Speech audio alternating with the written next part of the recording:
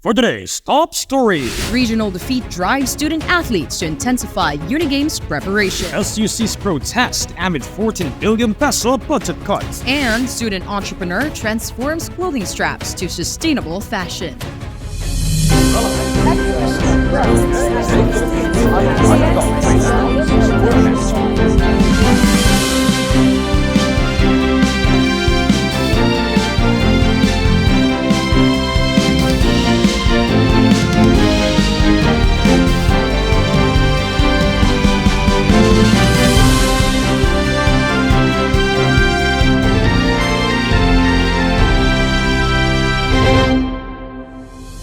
Relevance, Excellence, growth. Good day, Philippines. I am Ryan Galvin. and I am Moira Colobong. This is The Vantage Point. President Ferdinand Marcos Jr. signed a law enforcing a 12% value-added tax on foreign digital services. Cloud, media and advertising, e-marketplaces, and digital goods will be covered by the law. The said tax meanwhile exempts educational services, including online courses, seminars, and trainings by private educational institutions accredited by the Commission on Higher Education, the Department of Education, and the Technical Education and Skills Development Authority or TESDA. Online subscription-based services used to deliver learning, like Zoom and Google Classroom, will also be exempted from the 12% VAT. On to campus news. Striving for a strong comeback after last year's regional championship defeat, MMSU athletes are intensively preparing for the upcoming University Sports and Cultural Olympics. Kristen J. Tomas has the story. With their aim of securing a podium finish, colleges and the university remain committed in selecting the best players as they prepare for the annual Unigames, building a team of individuals to secure top position and maintain its dominance in regional and national sports competition. With just a few weeks left until the opening of Unigames, student athletes are now intensifying their preparation, showing their unwavering commitment through well-rounded training sessions. The University Center for Human Movement Studies Director and Professor Ryan Dean Sukang believes that this year's Unigames will be better than last year. The Unigames that will be held on November will be better than that of the Unigames last year. It would be exciting. It will be something that the students and members of the MMSU family would look forward to. He also highlighted that their directorate's main focus is on the overall development of athletes rather than just winning. I would just like to emphasize that the directorate is not primarily geared towards winning a particular competition, but rather look into the holistic development of every athlete or artist that comes into our threshold. Reflecting on last year, the College of Engineering clinched the championship title, achieving their 9th overall victory. Despite their string of consecutive victories, COE Student Council President Alona Daniela Balucio emphasizes that the college remains dedicated to upholding its legacy.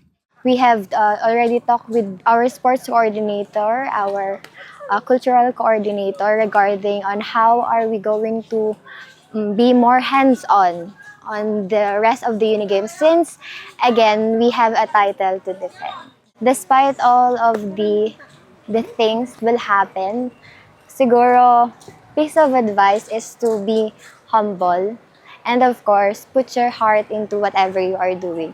Never lose your passion because as long as you give all your best, whatever the result will be, then at least in the end, you can say, I did it my way.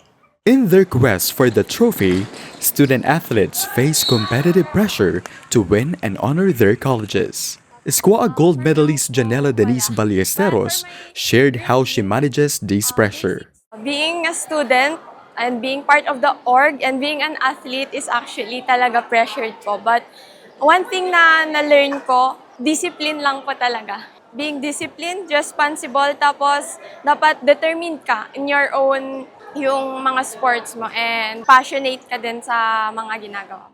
While the pressure is on, MMSU athletes are now focusing on putting all their skills to the test and giving their best effort. The Unigames 2024 is set to be held over a span of 5 days, starting on November 11 and expected to end on November 15, 2024. The intriguing question remains, who among the colleges will secure this year's podium finish? Kristen Jake Tomas for the Vantage Point. A measure aiming to discontinue the use of mother tongue-based multilingual education, or MTB-MLE, for learners from kindergarten to grade 3 lapsed into law last October 10. Several groups and language advocates from different regions voiced out their dismay over the new measure that discontinued the use of native and regional languages as a medium of instruction. In other news, previously branded to prioritize education, the proposed 2025 national budget has come under scrutiny following its decision to reduce funding for various state universities and colleges. For the details, here's Robin Abad. Several legislators and state universities and colleges in the Philippines are lobbying to restore the funding that was slashed in the 2025 national education budget. This comes after the National Expenditure Program prepared by the Department of Budget and Management revealed that 14.481 billion pesos, or 11.29%, was cut from the budgets of 28 out of 116 SUCs. The universities experiencing the largest budget cuts include Romblon State University with an 81.89% reduction, Marinduque State College at 81.76%, Cebu Normal University at 78.79%, and Bicol University down by 66.76%. Although affected, Mariano Marcos State University only incurred a decrease of 2.79% or 30,108,000 pesos, a portion significantly lower than last year's reduction of 57%. The controversial budget is intended to support the maintenance, operations, and infrastructure of the different public higher education institutions. According to the Philippine Association of State Universities and Colleges, the reduction will hamper the college's plans for innovation and advancement. For his sponsorship speech for the SUCs during the budget hearing for the 2025 General Appropriations Bill, District Representative Francisco Jose F. Matugas detailed the significant impact of the budget reduction on numerous state universities and colleges. Malaki po ang impact ng reduction considering that all of the SUCs have planned for new construction, new facilities for the coming school year. One of those facilities, most likely, are the ones for computer laboratories and other technological facilities.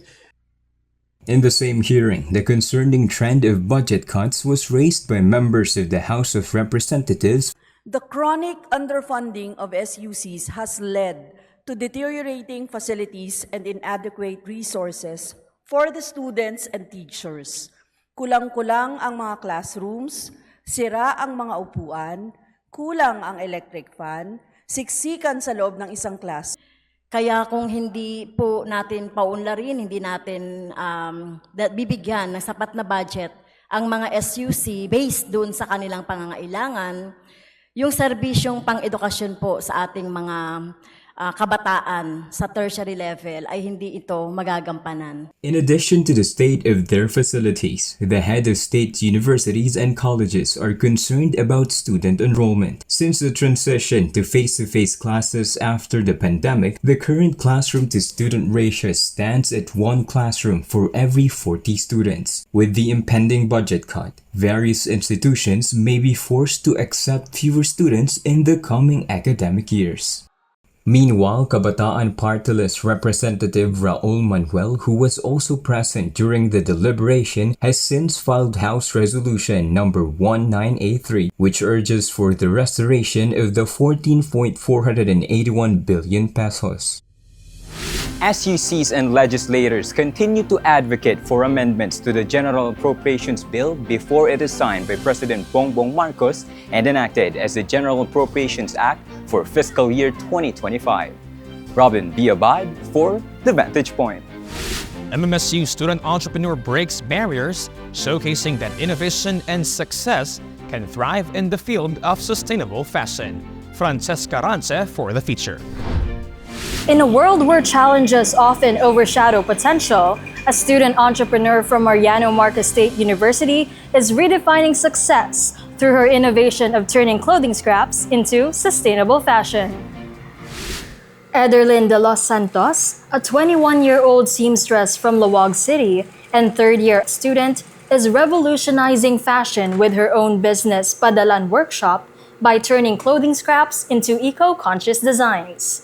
To promote Ilocano cultural heritage, sustainable fashion, and women empowerment through high-quality handcrafted products and services, Padalan Workshop transforms inabel and discarded cloth into useful accessories like scrunchies and tote bags. In an interview, Ederlyn expressed pride in connecting her passion to sustainability, noting that small actions can inspire meaningful change. And it's really an honor to contribute my passion with purpose, contributing to both local craftsmanship and environmental sustainability.